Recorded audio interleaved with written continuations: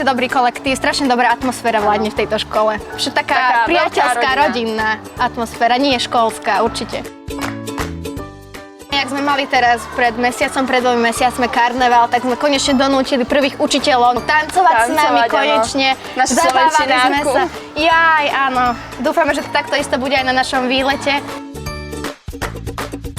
Motto nášho školského vzdelávacieho programu je jazykom a športom za úspechom a snažíme sa ho naplňať výborným výberom jazykových možností. Francúzština, nemčina, aj ruština, aj španielčina, takže je tu už čoho vyberať. Učebné pomôcky, ktoré používame na vyučovacích hodinách, sú, môžem povedať, veľmi aktivizujúce, veľmi moderné a umožňujú žiakom naozaj vnímať ten vyučovací proces už moderným spôsobom. Súčasné vyučovacie trendy, ktoré využívame, sú trendy s využitím informačných technológií. Je to interaktívne vyučovanie, kde učiteľ má veľké možnosti. Už od 1. ročníka deti majú aj športovú prípravu. Ja vidím, že veľmi to tým deťom pomáha. Vlastne na tej športovej príprave získajú základy z volejbalu, hádzanej, futbalu. Tak prišiel som sem kvôli hádzanej, lebo tu je príprava na športové podujatie a máme tu viacej tréningov. Tak odkedy som tu, tak sme 2-krát majstri Slovenska. Chalani boli predtým vicemajstri.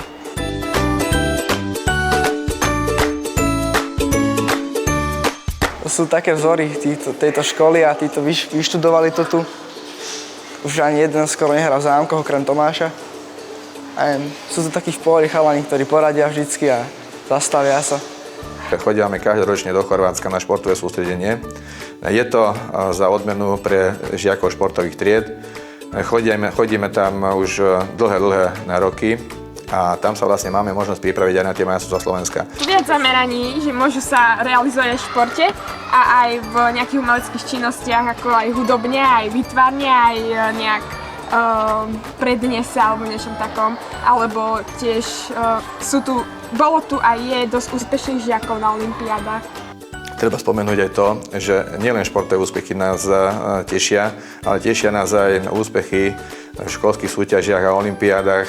Naozaj sú to vynikajúce umiestnenia v okresných, krajských a takisto aj v celoslovenských súťažiach.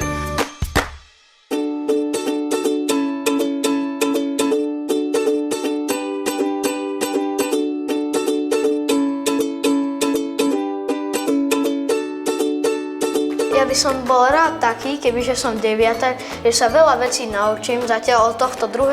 ročníka až do 9. A chcel by som vedieť rozprávať dobre po anglicky, po nemecky, byť dobrý hádzanár, dobrý futbalista a hlavne sa toho čo najviac naučiť. Tak na tejto škole, keď budeš študovať a pilne, určite si všetko podarí.